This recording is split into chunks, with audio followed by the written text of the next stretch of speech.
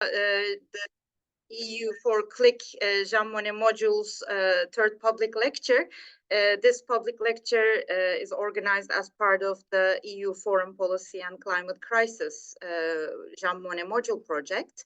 And Professor Taşkın Yeşilova is kindly giving this lecture today as part of the project team and within her expertise in sustainability finance.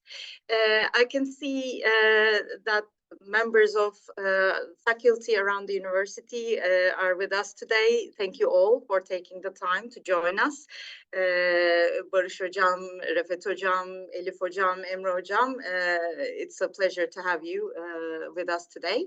The organization of today's lecture is done jointly by Yaşar University Department of International Relations and the Graduate Institute. And before giving the floor to Professor Taşkın Yeşilova, I would like to briefly introduce her and give you the title of her speech today. Professor Taşkın Yeşilova graduated from 9 Eylül University Faculty of Business in 2004. She received her master's degree in finance at the same university in 2006. And her PhD degree in business administration at the same institute in 2011. She started her academic career in 2004 as a research assistant in the field of accounting finance at 9 Eylül University, Faculty of Business. In 2012, she joined Yaşar. She was appointed as an assistant professor at Yaşar University. And as of 2015, she was appointed as an associate professor, and in 2020 as a professor. Dilvin Taşkın has articles published in many esteemed national and international journals. She presented many papers at national and international conferences. Her areas of interest include behavioral finance, energy economics, sustainability, banking, capital markets, derivative instruments, and corporate governance. Dilvin Taşkın, who is a member of many scientific organizations, has been serving as a manager at the International Financial Economics Association, which has more than 40,000 members since 2017. And today, Professor Taşkın Yeşilova is going to share her expertise with us on sustainability finance and green economic growth. The floor is yours, Hocam. Thank you, Defne Hocam, for this introduction, and thank you for welcoming me in your class. Actually, we have given a similar topic last year, but I think this year we have extended the topic a little bit more to sustainability finance and green economic growth. So hope you enjoy the class. So I welcome all the esteemed audience here. So let me share my PowerPoint with you. Okay.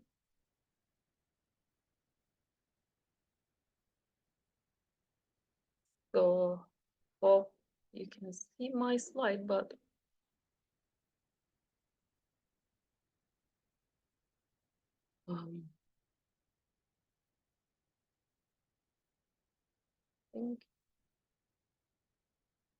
yes, so today's topic is about sustainability finance, green economic growth, and we will talk about a little bit about the central banks and their role, international trade and climate change. What are the events that are taking place?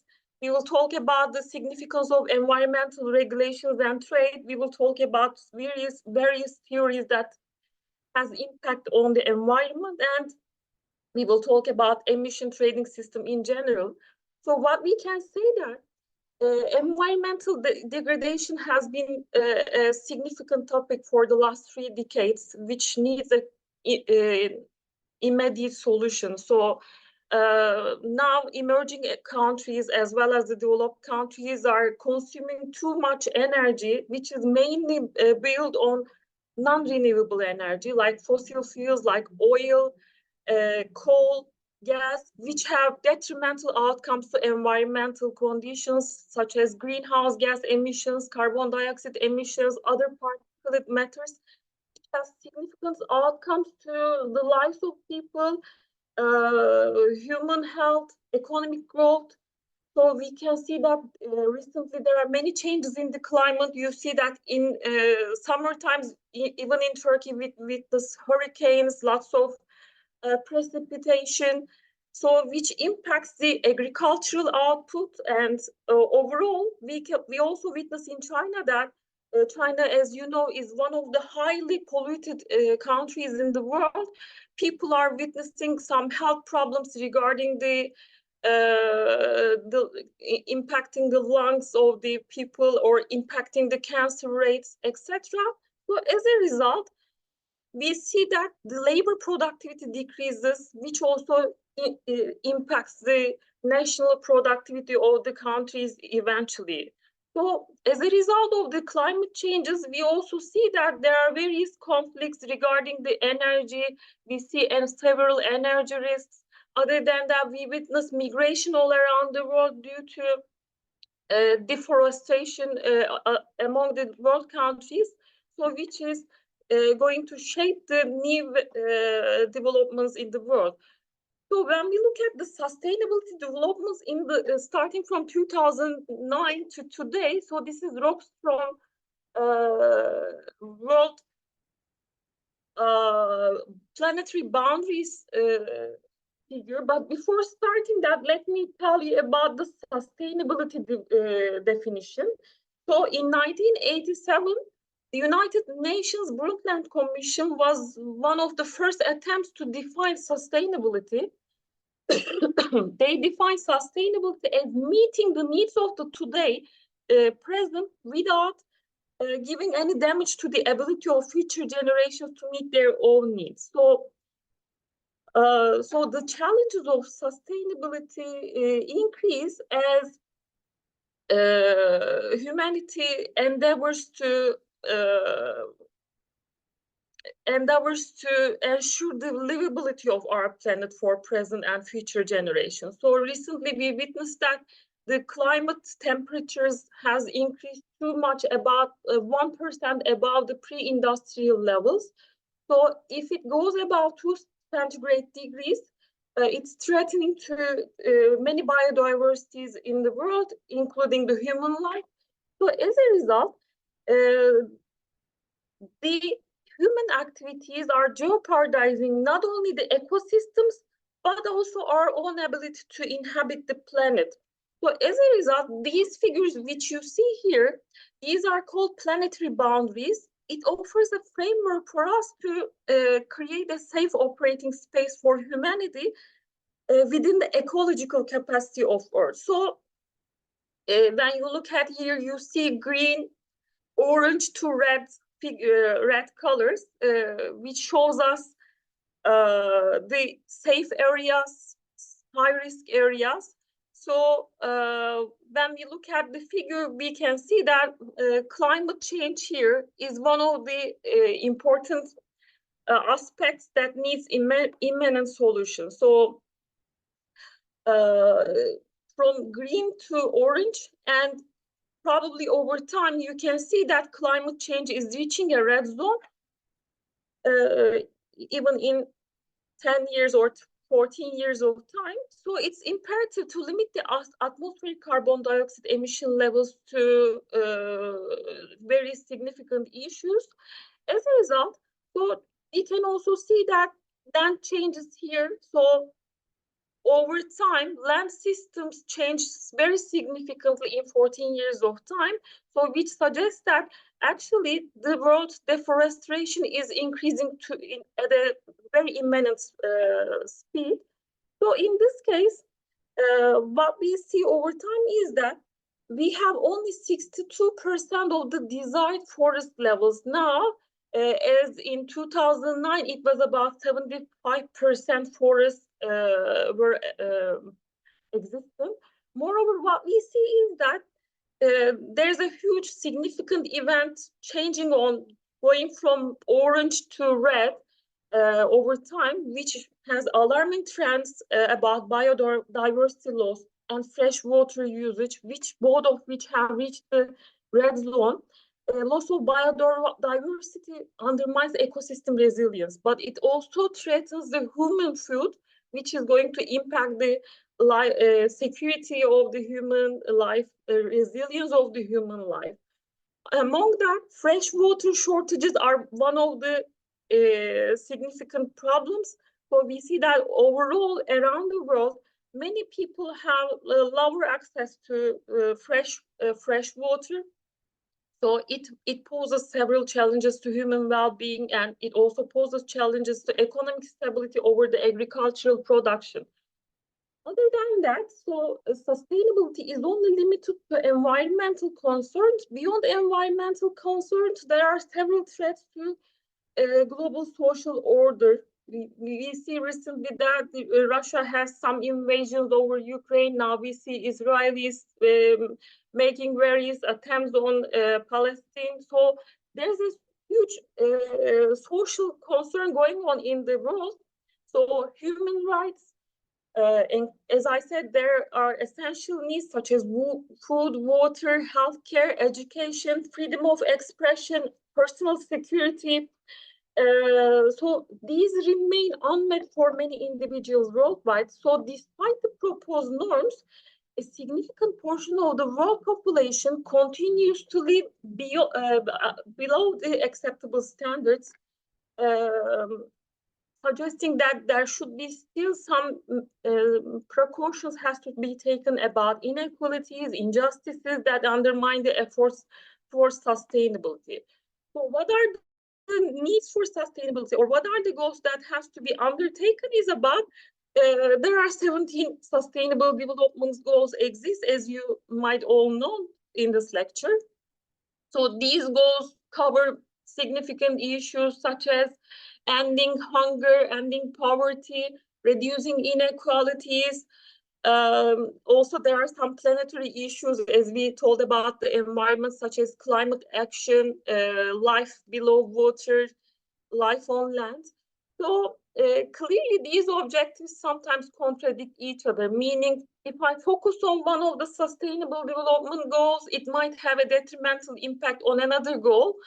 So which is good about the sustainable development goals is that they are accepted by all leaders in the world in September 2015. And these are broadly supported by businesses and civil society leaders. So these sustainable development goals were promised to be met in 2030. So these are important in the sense that they serve as a common set of goals for many stakeholders that have signed or that have accepted these goals. So sustainable development goals provide a strategy for sustainable development, meaning green and sustainable improvement in the world. So obviously, these are not very easy to meet, considering the underdeveloped countries in the world, but still, these are a good framework for that lies a path for the countries. So where is sustainable in here? What is the role of finance? So normally what we say about the role of finance in our finance lectures is that finance allocates funds from people or households who have excess amount of funds to areas where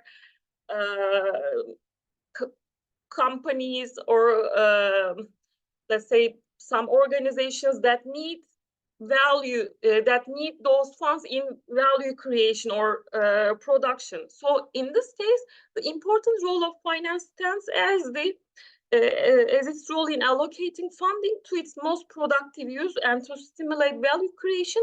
So in sustainable development goal meeting section, we can steer the finance sector to investments that have sustainable production.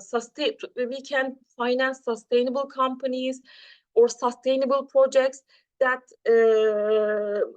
ensures a sustainable economy. Clearly, in this way, the finance sector will act as a powerful force for positive change in the world.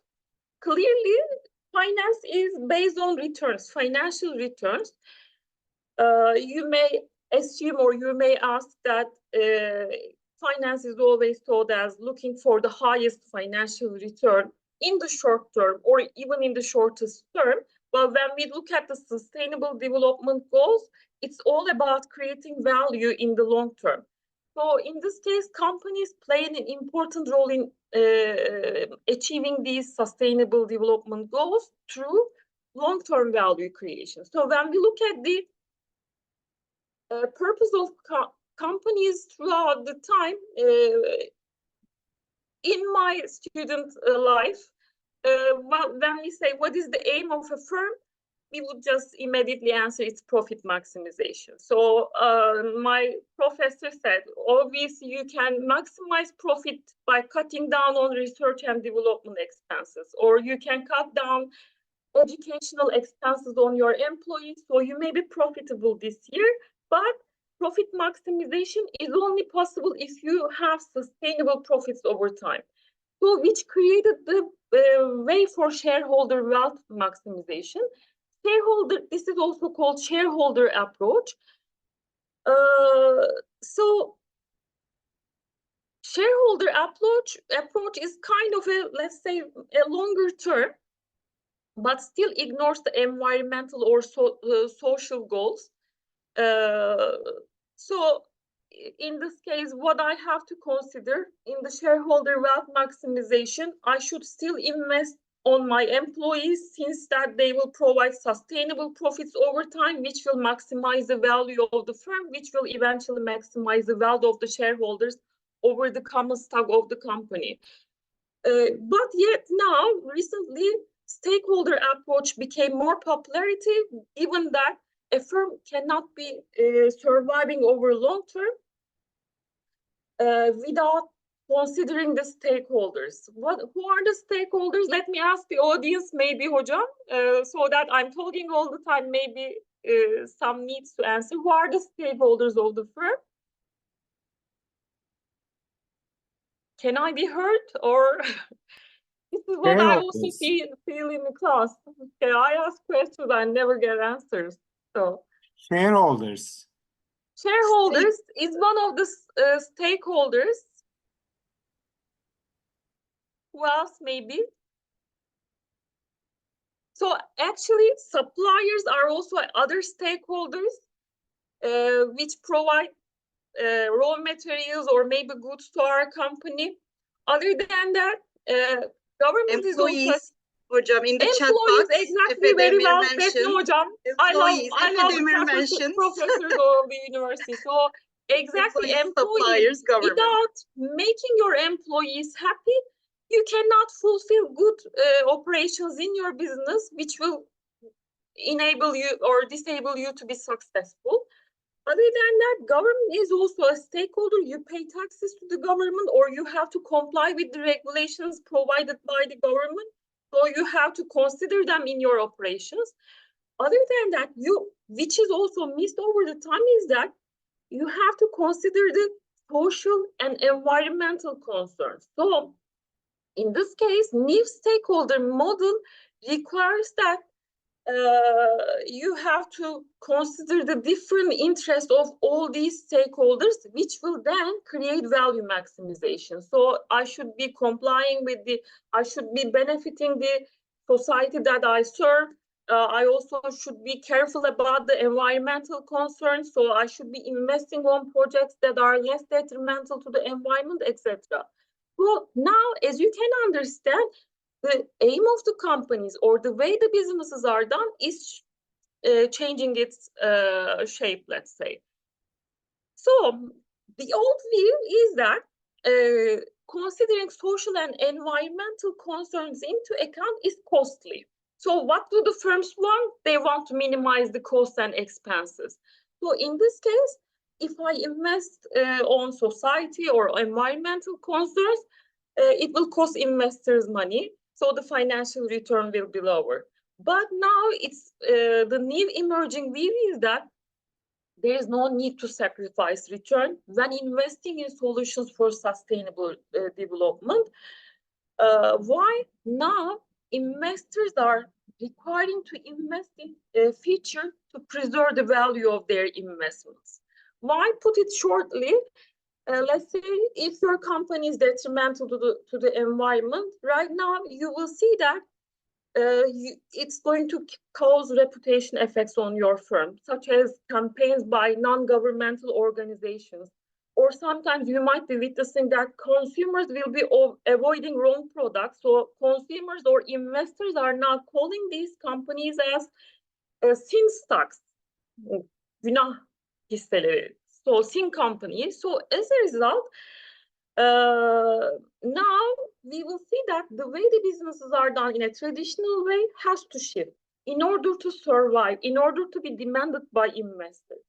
Now, what we see is that given that high level of carbon dioxide emissions, given that high level of greenhouse gases all around the world, what is expected is that coal will not be used anymore when carbon taxes are introduced over time in all countries. Or what we also expect is that underpayment in underdeveloped countries has to disappear as these countries tighten their social legislation. And over what I said, stakeholder approach. So if my supplier is, for example, making underpayment, or if they are creating any child labor, for example. So this was one of the issues Apple recently witnessed. You might have witnessed in news. Apple had continued their relationship with a supplier in China who used child labor, which created too much pressure from the news. Then they had to cancel their relationship with that stakeholder.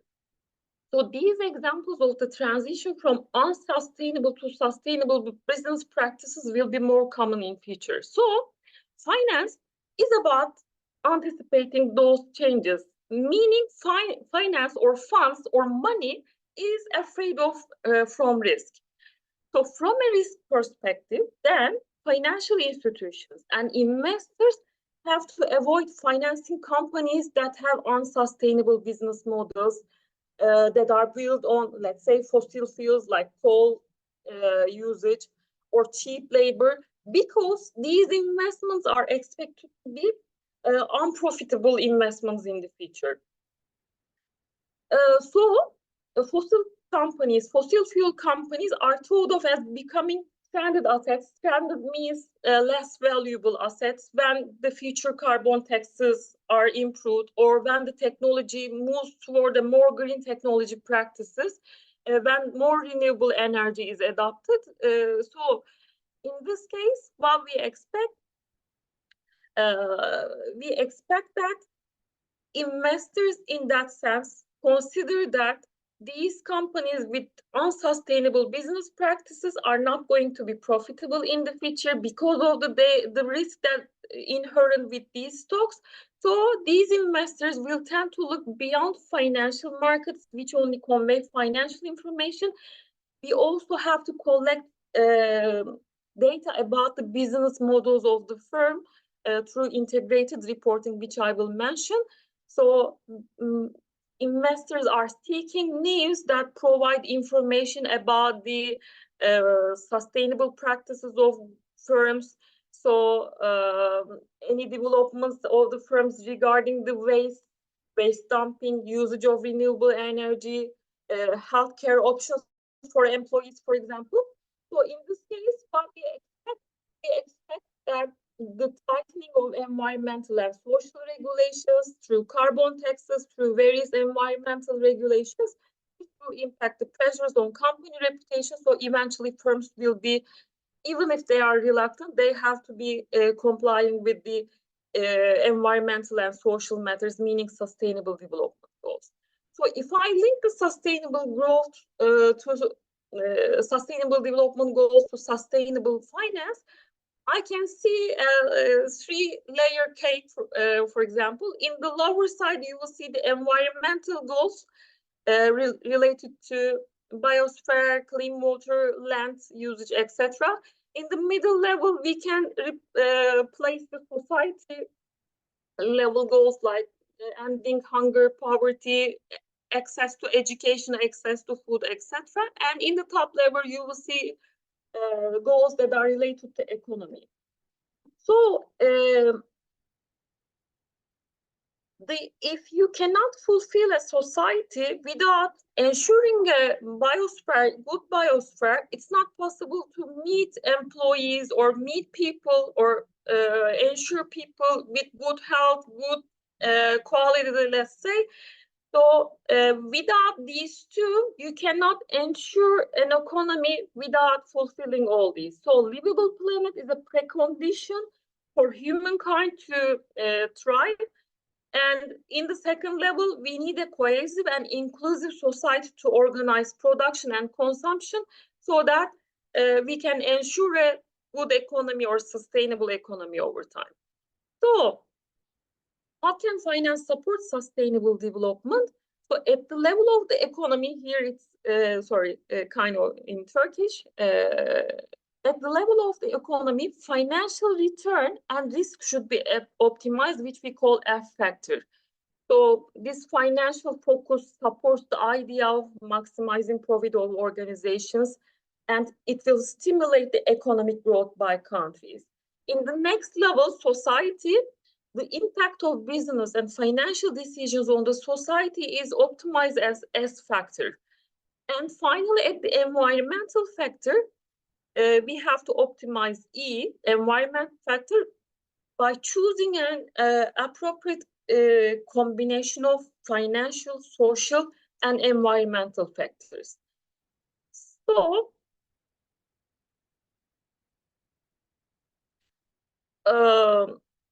we can introduce now a framework for sustainable finance. So as I said, in classical finance theories, what we focus on is shareholder value, which is F, which was about profit and risk optimization, let's say. We optimize the profits, but it's a short-term oriented aim, which is not that we wish for. So next, we see sustainable finance 1.0, so which is now most companies are in this sense. Approximately, you allocate about 10% of your profits into societal and environmental goals, which will create a shareholder value to the firm. So in this case, still F, meaning profit and risk, is more important than many more important than societal and environmental goals, but the aim is maximizing the profits while taking into account S and E. So in the first model is actually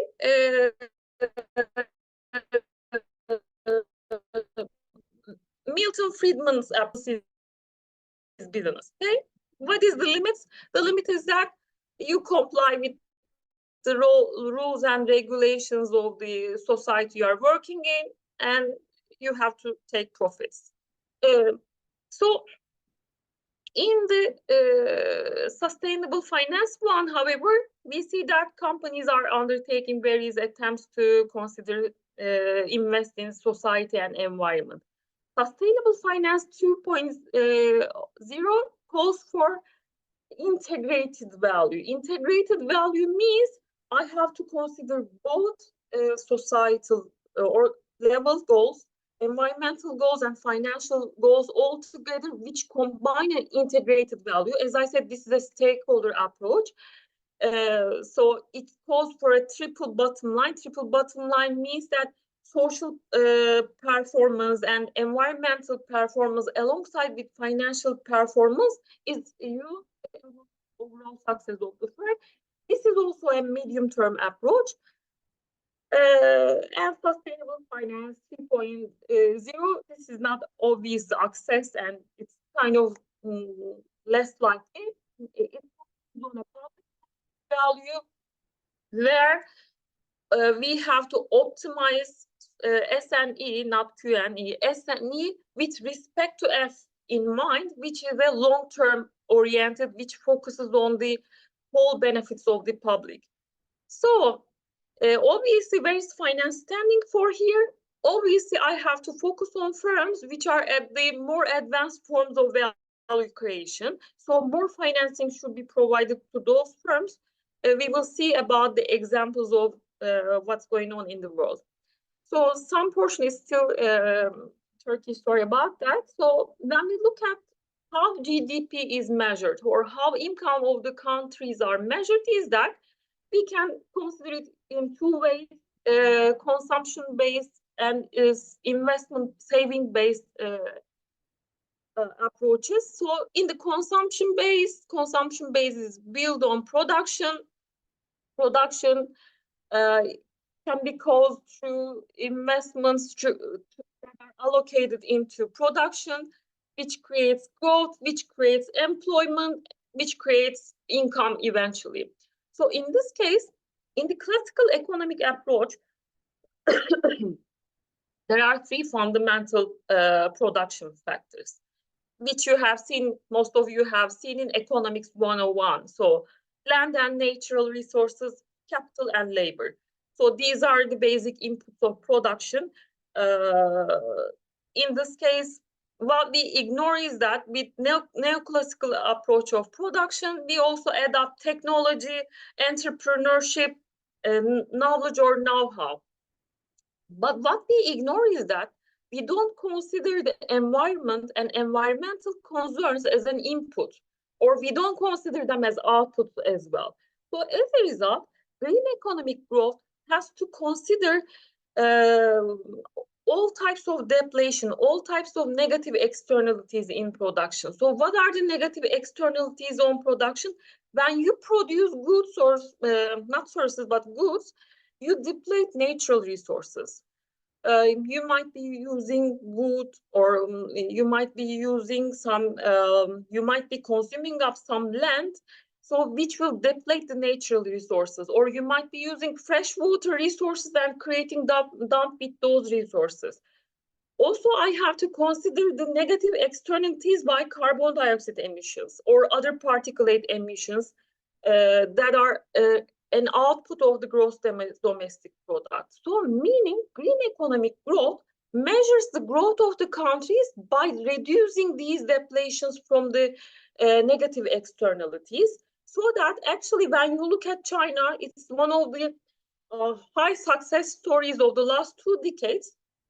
But when you look at the real figure, actually, you can see that many countries are beyond the limits of carbon dioxide emissions. So it's not possible to inhale or exhale easily when you're in some cities of China, in some regions of China, which has created too much pressure on human health, as I said. So these human health has to create expenses or investments that has to be allocated to health sector in China to improve the health conditions of those people who suffered from those emissions. So those unhealthy people became created unemployment in the sense that they're not able to work, so which also creates a burden on the economy. So as a result, when you're thinking that you're growing in economic sense, actually various societal or health conditions might be shrinking your economic growth. So what I suggest here, countries have to consider green economic growth in their calculation, so that I'm growing in economic sense, but am I losing my forests? Am I losing my clean water sources? Am I also creating higher emission in the atmosphere? So these considerations have to be carefully investigated by the countries. So, as I said, externalities, there are negative externalities. These are not priced in economic sense. So clean air, fresh water, so these are environmental, but also respect for human rights, safe working conditions, access to health and education. So these have to be also priced in economic sense. But how do we deal with these challenges? An economist will call these challenges as clean air externalities. So integrated value has to combine these financial, social, and environmental dimensions. So, but we see that the problem today in many countries is that these social and environmental externalities are not reflected in market prices. So I have to price them somehow. So this is one of the questions to internalize these externalities. So in this case, there are various stakeholders that have important roles to price these externalities. One main role or main important role is for government, for example. Now we see that in many developed countries, like in Europe, not developing, but China, the government regulates, provide environmental regulations, or they create tax externalities. Tax externalities, for example, countries introduce carbon tax. A carbon tax, if you are emitting carbon dioxide emissions, you have to pay tax to the government. Okay?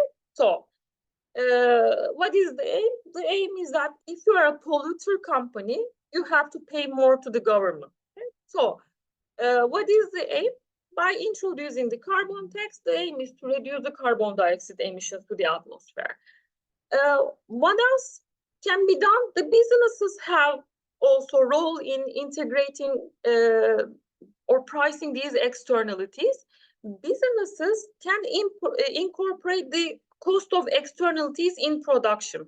For example, even if now in Turkey there is no carbon tax, it's stated that very soon we will be introduced with a carbon tax in Turkey as well. But even if there is no carbon tax right now, we can include a shadow price, non-existing cost for carbon in the case of long-term investments. So the idea here of the shadow price for carbon is that governments can introduce carbon tax anytime during the life of the business or during the lifetime of a project. So which will impact the investors of the firm and lenders like banks. So in the future, lenders or investors can use these environmental, social factors or governance factors, which I will mention later, in their decisions. The next issue, so we said that finance has a role in pricing those externalities as well. In the next step, consumers have a role.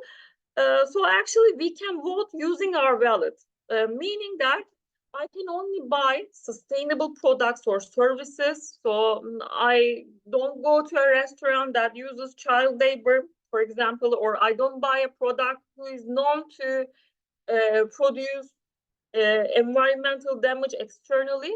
So this is another role that can be undertaken by consumers. And lastly, civil society. When I say civil society, I should understand about non-governmental organizations, so which are very effective actually. They can raise awareness through advocacy. They can make the public aware of environmental issues. They expose polluted products or sin companies, sin stocks, for example, or they can highlight social issues like underpayment, child labor. So these are all techniques that we can be aware of to price externalities.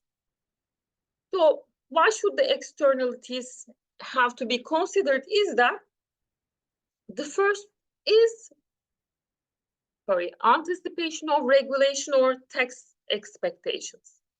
So now in Sweden, for example, there's a high carbon tax. So as a result of the high carbon tax in Sweden, the carbon dioxide emissions have been reduced by about 25%. So what has to be done or should be followed is that increasing current low carbon taxes or introduction of low carbon taxes could be existent. So firms have to price these, consider these externalities. Second reason is to avoid reputational risk. So a company can face, as I said, pressures from non-governmental organizations or consumers. So they have to improve their social and environmental practices. Thirdly, firms have to be future-proof, meaning my aim what we say about business is that business is a going concern. We assume that the business life is infinite. So as a result, in order to be future-proof, knowing that sustainable development goals are to be met in 2030, firms have to be ready with their business model to some extent to these sustainable development goals. Otherwise, your business model can become extinct and your company can be stranded, meaning without any value. So, last reason is obviously everyone at least wants to live in a good society, in a good environment. So as a manager or as an investor, I have to address the social and environmental issues. So I have to take practices regarding that. So eventually firms have to comply to these ethical standards. So I said that governments and regulations significant impacts, significant considerations in impacting the environmental approaches of firms. So governments has to take actions that should serve the interest of everyone, every people. So as a result, these environmental concerns should be number one, alongside with economic concerns, obviously. So as I said, taxations and regulations are the means to serve the public. So what do the taxes do normally? Taxes increase the prices of goods. So if I apply carbon tax any product that has that is detrimental to environment, this good is going to be more expensive to me. So in this case, consumers will not be tempted to buy this product. So another issue, regulation. Regulation is also a direct approach, and that puts limits on the number of goods over regulatory quotas. For example, it could give bans on goods with heavy externalities. So the governments can impose such zero ban on goods that are environmentally damaging. So in this case, both the taxation and regulations have to put impact on the detrimental practices of the firms. So when we look at the figure here, with the carbon tax or emission trading system, how is the emission trading system work is that? So emission trading system is the approach that is used in Europe right now and in several provinces of China. There's an emission limit. So you see one company A, which is more green, you can see that there are trees outside. So we can understand it's kind of more environmental friendly. However, we see company B, which is kind of bigger and produces more carbon dioxide damage. So emission trading system allows for, as you can see, company A does not use up to the emission limits. However, company B has more limits than the emission limit. In this case, company can sell their permission to company B. So what happens for company B is that they have to buy rights to emit more carbon dioxide emissions. At first, it might seem unethical, but what will happen to company B over time is that when the emission limits are more, these companies will have to shift to practices, to operations that mitigate less carbon dioxide emissions. So company B has to eventually focus on green technologies that uses renewable energy technology like wind, water that comes from water or solar energy based systems. So as a result, companies have to abide by the rules that are put forward by government regulations and taxes. So is it possible to form clearly in order to fulfill this, it needs an international coordination. So if one country does this and if another country does not apply emission trading system, emissions will shift from one country to another, which I will mention later. I don't know how. I still have 30 minutes of time. I hopefully will cover everything up. So what we have seen is that if there's a good international coordination, these practices can survive or can provide the benefits that are desired from these arrangements. So, for example, when we look at the past at the end of 1980s, we talked about Montreal Protocol. Montreal Protocol was designed to ban the chlorofluorocarbons that depletes the ozone layer in the atmosphere. I think 24 countries agreed to ban chlorofluorocarbon emissions in their countries. So as a result, as a coalition of the willing, these countries were willing to mitigate these chlorofluorocarbon emissions. It's like tongue twister, but so in the end, it leads to a long-term success that all the countries in the world limited or eliminated the emission of these harmful gases that impacted the ozone layer of the world. So what I understand here, it's clear that international coordination is a must to ensure to meet the sustainable development goals about the environment. So clearly, there are supranational authorities, meaning exceeding the authorities of the governments alone, that has impact on the climate of the world.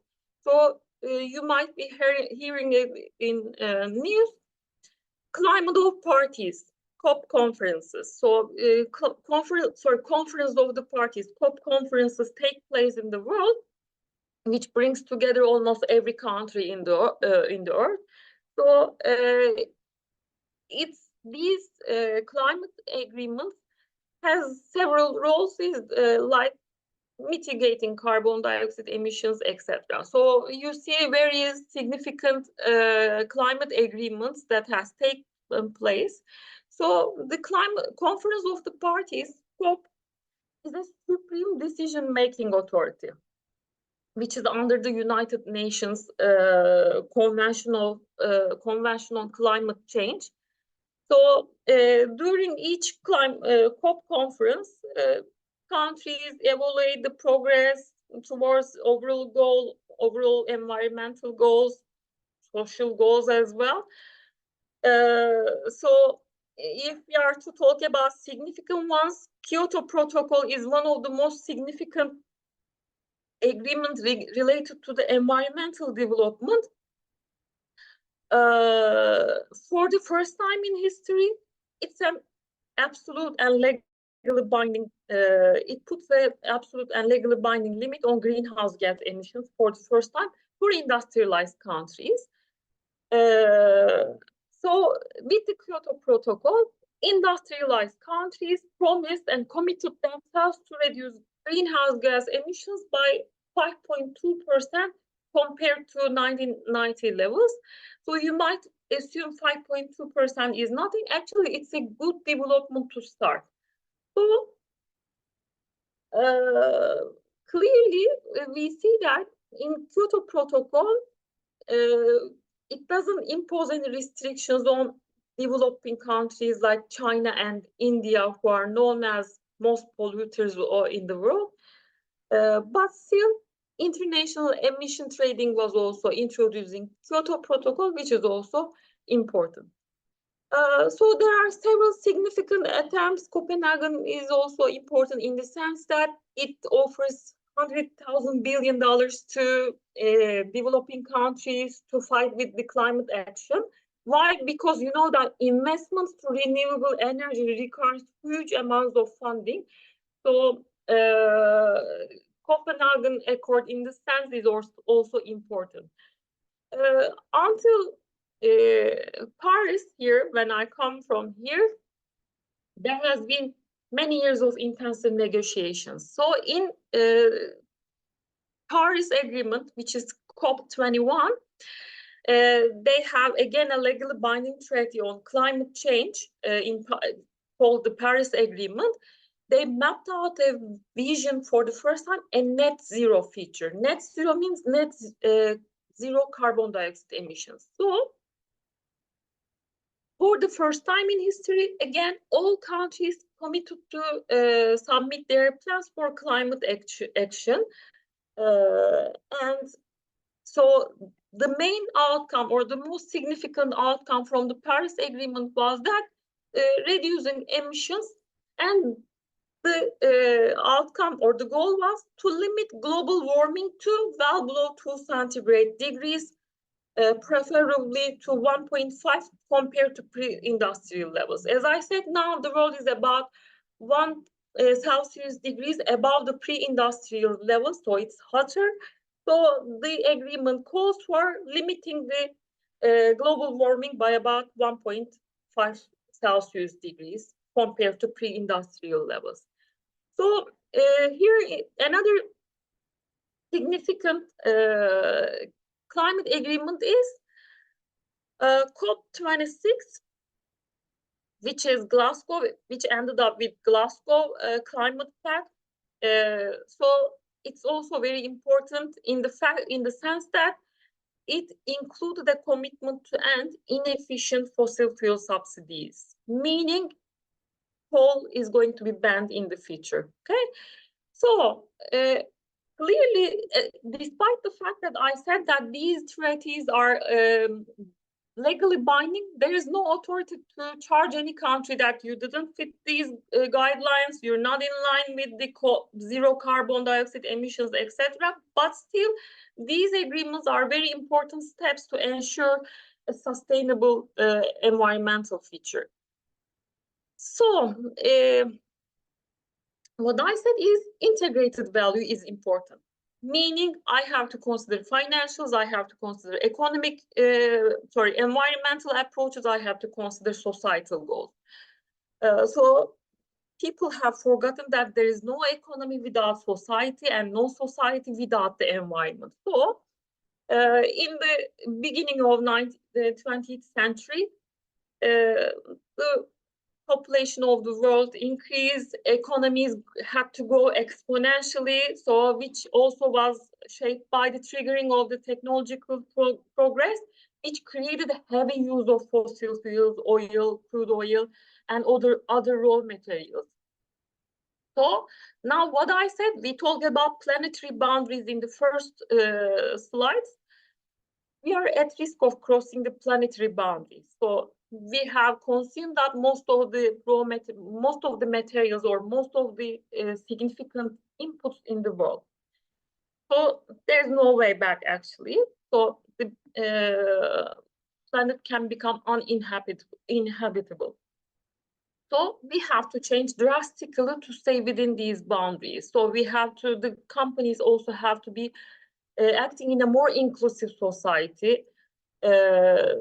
So we have to have a balanced financial, social, and environmental value for integrated value. So any issue comes up, how do we get it done? How do we get sustainability into reporting? You know, in business, we look at the financial statements of the companies.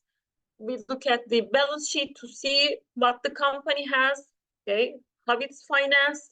We look at the income statement to see how much sales, how much expenses, how much net income, but we don't see much things in financial statements about sustainability practices of the firm. So we have to get sustainability into reports. So integrated reporting has to include various issues about environment, society, acting relationship with employees, relationship with society. It is going to be more significant and it's going to be necessary. In some parts of the world, integrated reporting is necessary. So you have to provide a report showing what you do good. Actually, integrated reporting may fail to put bad practices of the firms, but still there are some rating agencies that measure the risks of the firms in terms of sustainability practices, which we will talk later, hopefully if time permits. So how do the companies adapt to ESG? As I said, companies in 1970s, we said that business is business. So as long as there's the obvious and ethical responsibility of the business, my ethical responsibility in 70s is increase profits as long as I stay with the rules of the game. So as long as I comply with the rules or regulations, there's no problem. Stakeholder theory, it's introduced by Freeman, Edward Freeman, at the beginning of 1980s. Freeman defines stakeholders as anyone who can affect or who can be affected by the practices of the organization. So in this theory then, not only the shareholders, as we mentioned, stakeholders also have a say, have a word in the companies, and the firms have a responsibility according to them. So stakeholder contract theory then conceptualizes the relationship between a company and its stakeholders as a hypothetical contract, and stakeholders deliberately give something of value to the company on the notion that they get something back in return. So employees invest time and effort. Why? I want to get my salary. Customers pay money. Why? I want to get a good product. And suppliers delivers raw materials or products to get money. But a contract is only binding when there's a mutual advantage. So, or mutual value creation. So both parties should take part deliberately. Otherwise, it's not possible. So the ethical responsibility is then of the firm is then with the stakeholder theory to create sustainable and long-term value for all its stakeholders without enforcing them to participate in the company.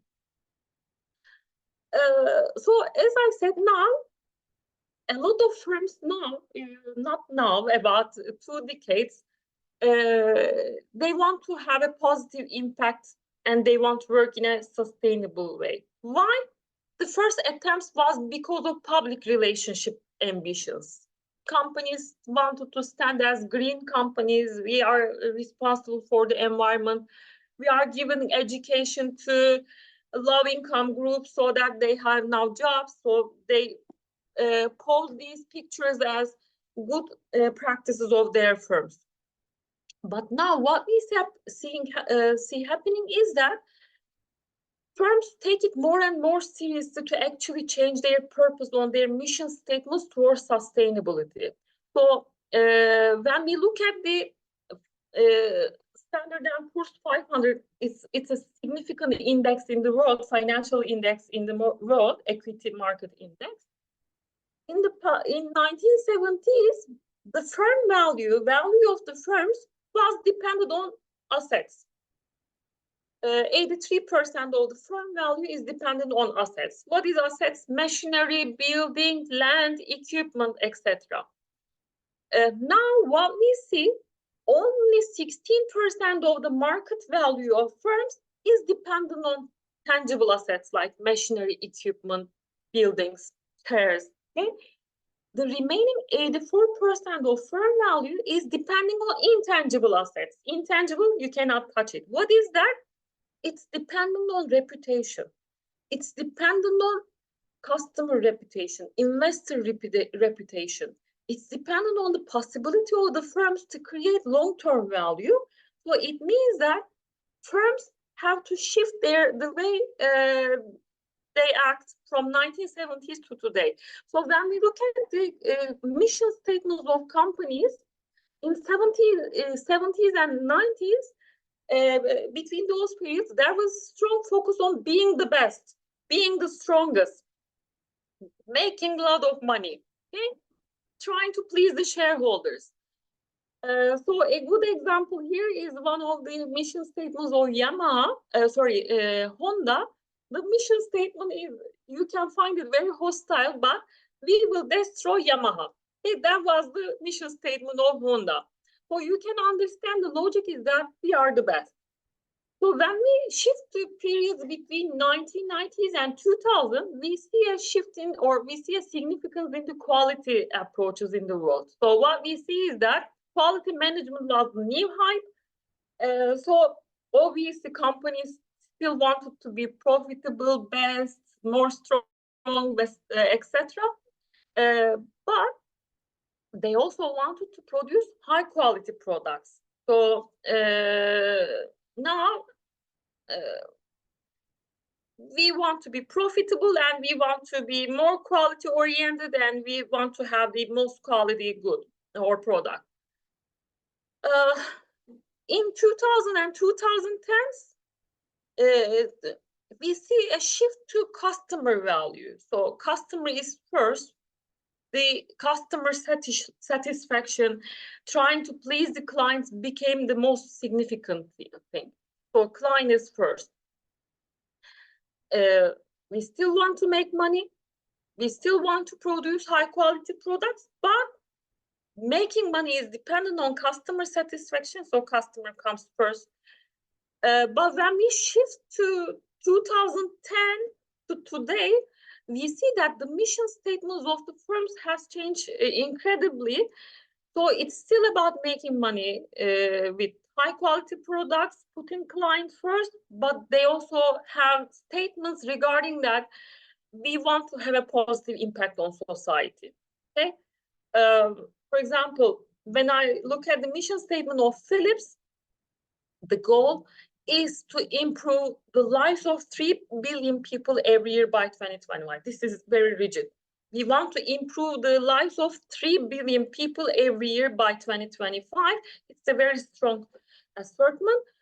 So what we see is that if an investor put money in those kind of firms because of these mission statements, what I have to do, I have to see that these statements have to be reported somehow, and the firms have to evaluate or report these kind of information. So complying with the rules and regulations, environmental and societal goals is very important.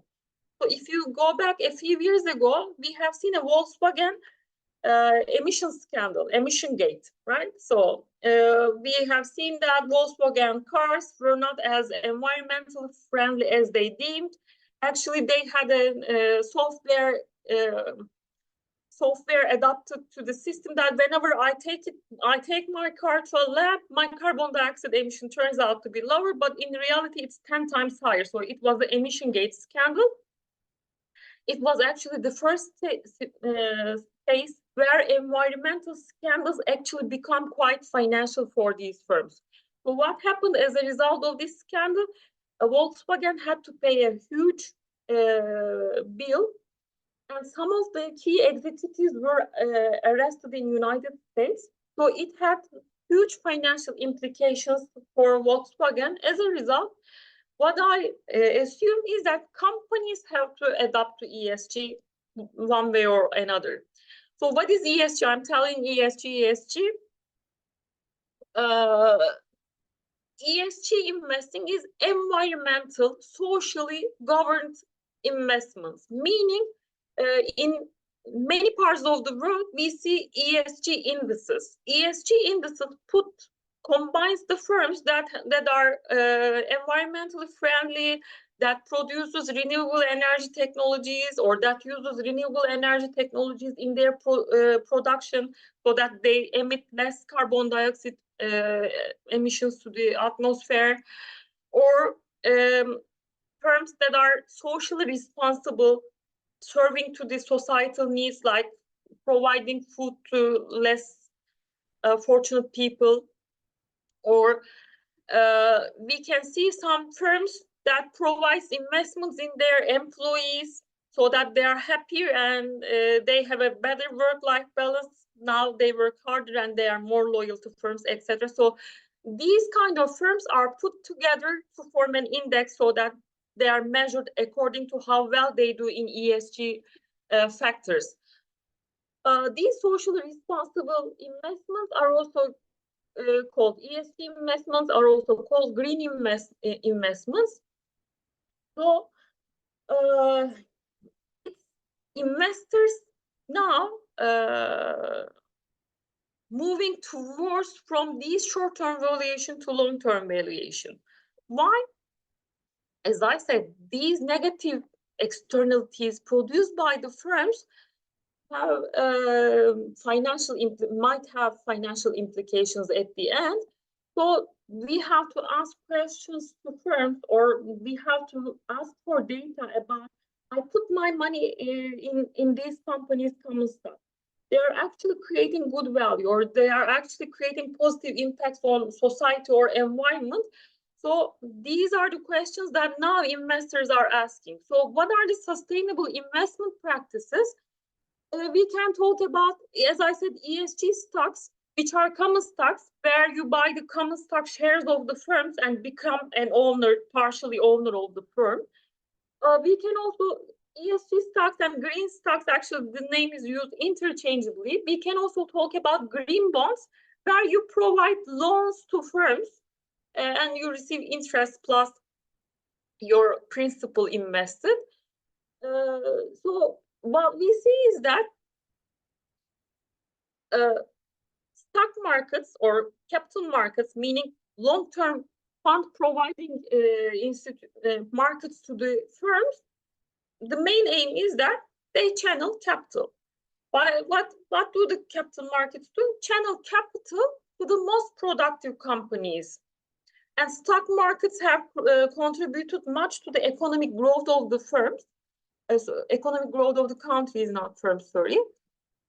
Now, what do the stock markets do is that they play a key role by allocating funds to sustainable companies. So sustainable investing now becomes a dominant trend, and we see that even in the COVID periods, many people invested huge funds in these sustainable investment vehicles. About $33 trillion now is invested in those sustainable assets, let's say. So now, as an investor, why would you engage in sustainable investing? So firstly, reason can be ethical. ESG investments, for example, started with reactions to tobacco. Some investors just didn't want to invest in tobacco companies who are known to be detrimental to human health, creating lung cancers, etc. So moving with that, these ethical motivations shifted to not investing in companies that are known to have bad impacts on the environment. Second reason can be financial. So investors can also find financial reasons by focusing on the financial return of their portfolios, and they want to minimize their risk. So as a result, as I said, companies who are not complying with the environmental or societal norms are not future-proof. They're not going to succeed in the future. So financial reasons might impact the investors' approaches to sustainable investments. And investors might simply be wanting to have an impact. They might want to change the behavior of companies to become more sustainable. And also, we have seen that by many empirical studies that sustainable investors turn out to be richer investors, because that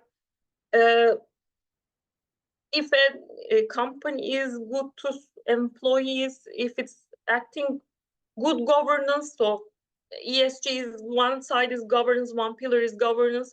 If they have good governance structures, and if they're also environmentally friendly, they turn out to be more profitable. So we also see that despite the cost of shifting to more environmentally friendly practices, we can see that they turn out to be still more profitable investments in the long run. So how I understand that whether a firm is environmentally friendly or not, actually there are various firms that gives ESG ratings or ESG scores to firms. Okay, like S&P, Sustainalytics, there's risk metrics who measure the environmental risk of the firms, ISS, etc., MSCI, etc. So these companies evaluate environmental practices. What are the water pollutants of this company?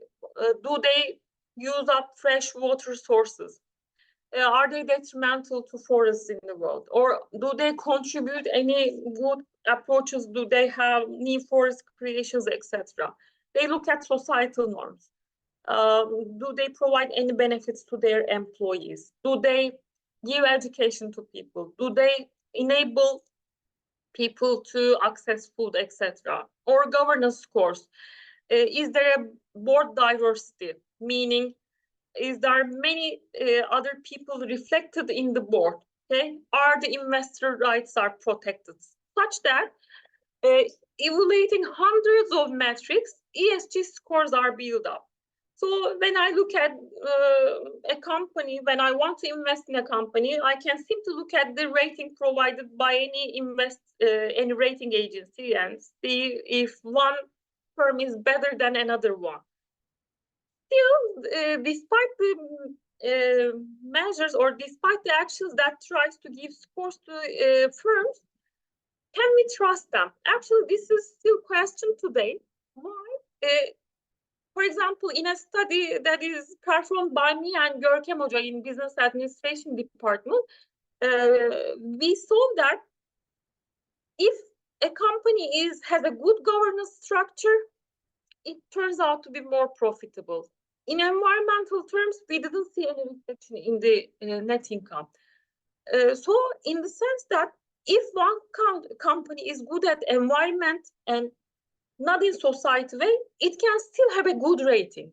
So as a result, the ESG scores have to be evaluated more deeply, and by investors have to have a financial literacy to evaluate these conditions. So you can see a Dilbert strip here.